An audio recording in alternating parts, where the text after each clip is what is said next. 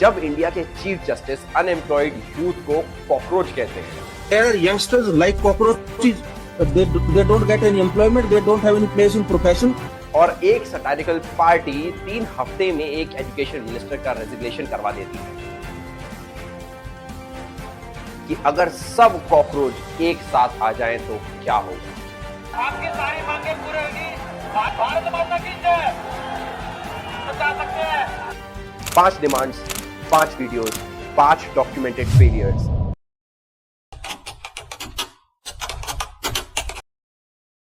CJP की दूसरी demand यह है कि CEC chief election commissioner UAPA के अंडर अरेस्ट हो जाना चाहिए अगर वोटर लिस्ट से नाम गलत तरीके से डिलीट होते हैं तो। अब सीधा बताएंगे, ये डिमांड लीगली तो गलत है, ये मैं बतौर लॉयर भी बोल सकता हूं।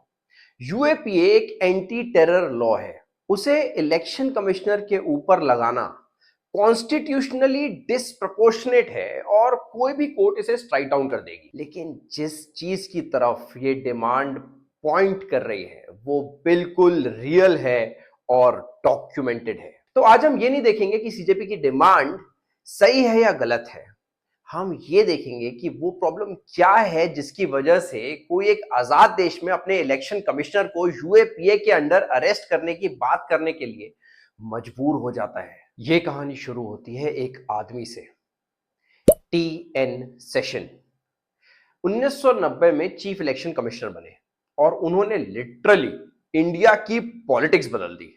वोटर आईडी कार्ड्स उनका idea, model code of conduct उनकी एनफोर्समेंट, 150 से ज्यादा इलेक्टोरल मैल प्रैक्टिसेस उनके खिलाफ क्रैकडाउन, इलेक्शन एक्सपेंसेस की कैप उनकी वजह से।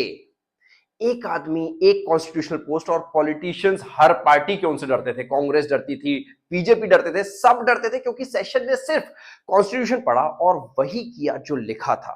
तो नेचुरली सरकार ने क्या किया, 1993 पीवी नरसिम्हा राव की कांग्रेस गवर्नमेंट ने एक ऑर्डिनेंस पास किया। ईसीआई जो एक सिंगल मेंबर बॉडी थी उसमें 2 और कमिश्नर्स ऐड कर दिए। मतलब अब सेशन अकेले फैसला नहीं ले सकते थे, मेजॉरिटी वोट चाहिए था और वो 2 नए कमिश्नर्स गवर्नमेंट ने अपॉइंट किए थे। सेशन की पावर डाइल्यूट, सीधा नहीं हटाया, बस कमजोर कर दिया। ये कांग्रेस ने किया था 1993 में। लेकिन कहानी यहां खत्म नहीं होती। सेशन साहब के बाद दोनों पार्टीज ने एक और तरीका ढूंढा, कोई ऑर्डिनेंस नहीं, कोई लॉ नहीं, बिल्कुल सिंपल तरीका समझाते हैं। कॉन्स्टिट्यूशन कहता है सीएसी का टर्म 6 साल का होगा या 65 साल की उम्र तक रहेगा, जो भी पहले आ गया। अब सोचो, अगर आप किसी को 64 साल की उम्र में अपॉइंट करो तो वो सिर्फ 1 साल सर्व करेगा, रिटायर होगा और आप फिर अपना बंदा अपॉइंट कर लोगे। और इस 1 साल में वो कोई भी बड़ा फैसला लेने से कतराएगा क्योंकि रिटायर होने के बाद उसे भी तो कहीं ना कहीं जाना है। डिमांड 1 में हमने देखा था कि रिटायर होने के बाद क्या मिलता है, वो लिंक डिस्क्रिप्शन में ऑलरेडी है, पूरा डिस्क्राइब किया हुआ है। तो शॉर्ट टेन्योर मतलब एक सीईसी जो कभी ट्रूली इंडिपेंडेंट नहीं होगा।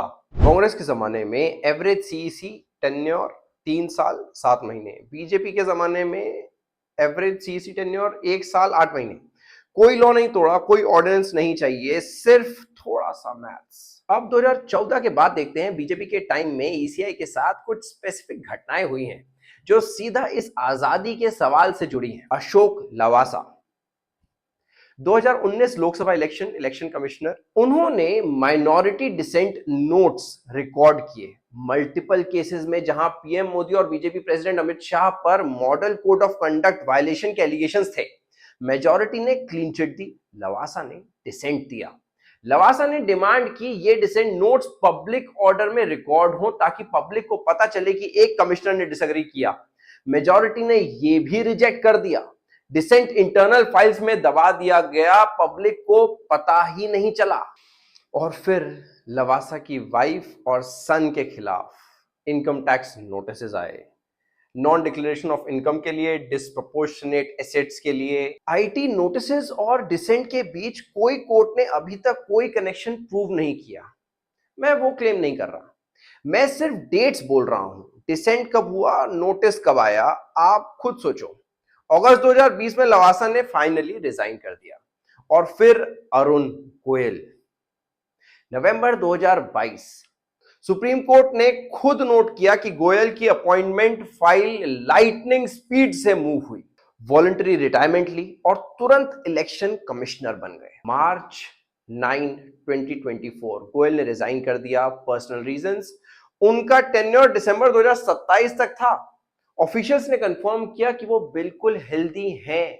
वो लोकसभा इलेक्शन से ठीक पहले रिजाइन कर गए। सितंबर 2024 वही गवर्नमेंट ने उन्हें क्रोएशिया का एम्बेसडर बना दिया। लाइटनिंग स्पीड से अपॉइंट हुए, इलेक्शन से पहले रिजाइन कर गए, एम्बेसडर बन गए। मैं कुछ नहीं कह रहा, सिर्फ डेट्स देख लो बस। तो ये था बैकग्राउंड। अब आते हैं 2023 पर। अनूप बरनवाल जजमेंट। मार्च 2, 2023 5 जज की constitution bench, unanimous judgment, Anoop Barnwal, union of India. Supreme court ने कहा ये जो सिस्टम है जिसमें सिर्फ एग्जीक्यूटिव ईसीआई अपॉइंट करता है, ये अनकॉन्स्टिट्यूशनल है और सुप्रीम कोर्ट ने एक नई कमेटी बनाई, prime minister, leader of opposition और चीफ जस्टिस ऑफ इंडिया। पहली बार 1950 के बाद ईसीआई अपॉइंटमेंट में कोई इंडिपेंडेंट वॉइस थी, चीफ जस्टिस ऑफ इंडिया। यह मार्च 2023 की बात है और दिसंबर 2023 गवर्नमेंट ने नई लॉ पास करा। अब कमिटी में थे prime minister, leader of opposition और चीफ जस्टिस ऑफ इंडिया की जगह union cabinet minister, prime minister द्वारा नॉमिनेटेड। सुप्रीम कोर्ट ने कहा पीएम, ऑपोजिशन और सीजीआई। गवर्नमेंट ने कहा ठीक है, 3 लोग, पीएम, ऑपोजिशन और पीएम के द्वारा चूज किया गया एक मिनिस्टर। ये कहीं से भी सेम बात है क्या?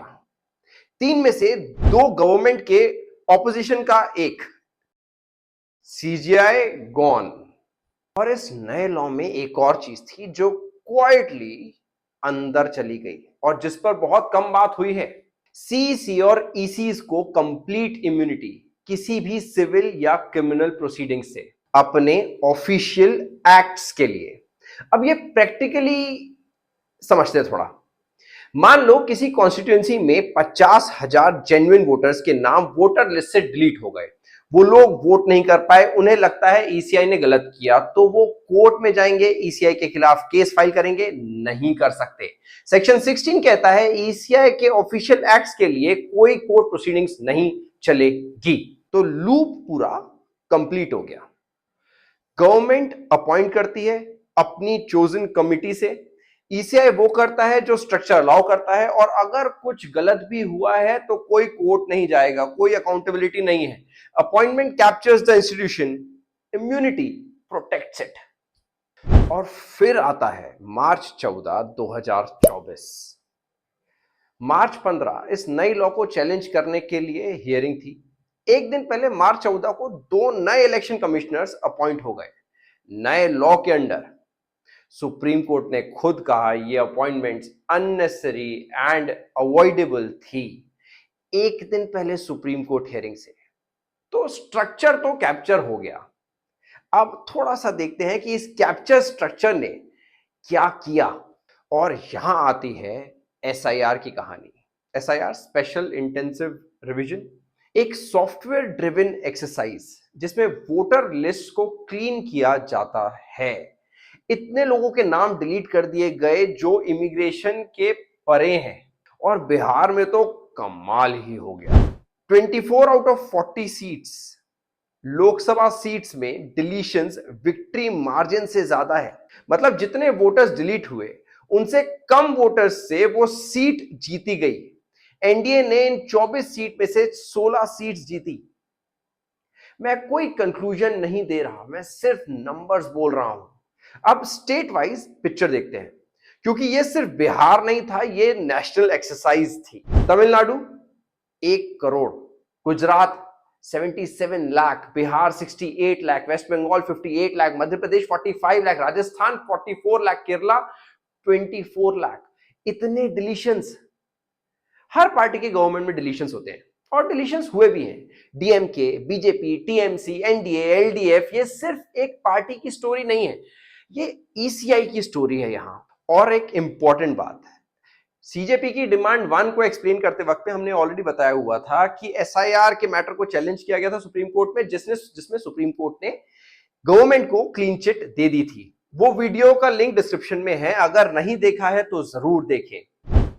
अब वापस बिहार पर, और स्पेसिफिकली किसके नाम डिलीट हुए। बिहार और वेस्ट बंगाल में ईसीआई ने ये एक्सरसाइज इस नरेटिव के साथ चलाई कि हम इलीगल इमिग्रेंट्स वोटर लिस्ट से हटाएंगे। तो पूछा गया कितने इलीगल इमिग्रेंट्स एक्चुअली मिले, एक भी नाम पब्लिकली नहीं बताया गया, एक भी प्रेस रिलीज नहीं आई। उन्होंने कहा इलीगल इमिग्रेंट्स हटाएंगे, करोड़्स डिलीट किए, इलीगल इमिग्रेंट्स मिले कितने ऑफिशियली नहीं पता। लेकिन जो डेटा अवेलेबल है वो ये है, बिहार में मुस्लिम वोटर्स 24% थे उन लोगों में जो स्क्रूटनी में आए, लेकिन फाइनल डिलीशंस में 32.1 मुस्लिम वोटर्स थे। स्क्रूटनी में आने का प्रोपोर्शन अलग, डिलीशन होने का प्रोपोर्शन अलग। ये डेटा ईसीआई का अपना डेटा है, लेकिन ईसीआई ने इस डेमोग्राफिक ब्रेकडाउन को पब्लिकली रिलीज नहीं किया। सुप्रीम कोर्ट ने डायरेक्शन दिया, रीजंस बताओ हर डिलीटेड वोटर्स को। 27 लाख वोटर्स डिलीट हुए बिहार में, 27 लाख में से सिर्फ 2 लोगों की हियरिंग मिली अभी तक। 27 लाख डिलीशंस, 2 हियरिंग।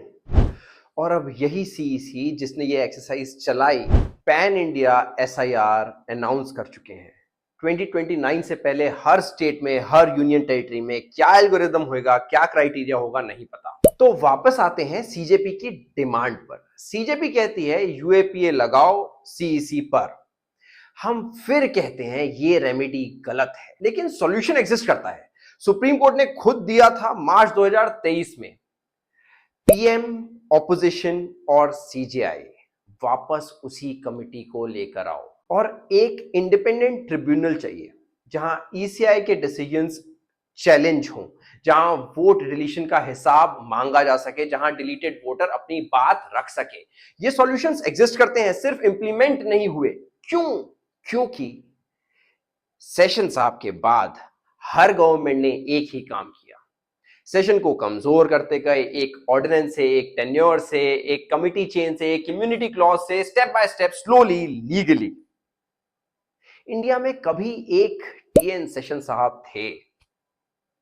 आप खुद सोचो, आज कहां है? सीजेपी की ये दूसरी डिमांड रैशनल है या नहीं, कमेंट में जरूर बताएं। तीसरी डिमांड का लिंक नीचे डिस्क्रिप्शन में है, वो भी डिटेल में एक्सप्लेन किया गया है। और ऐसे कंटेंट को देखते रहने के लिए प्लीज सब्सक्राइब करें।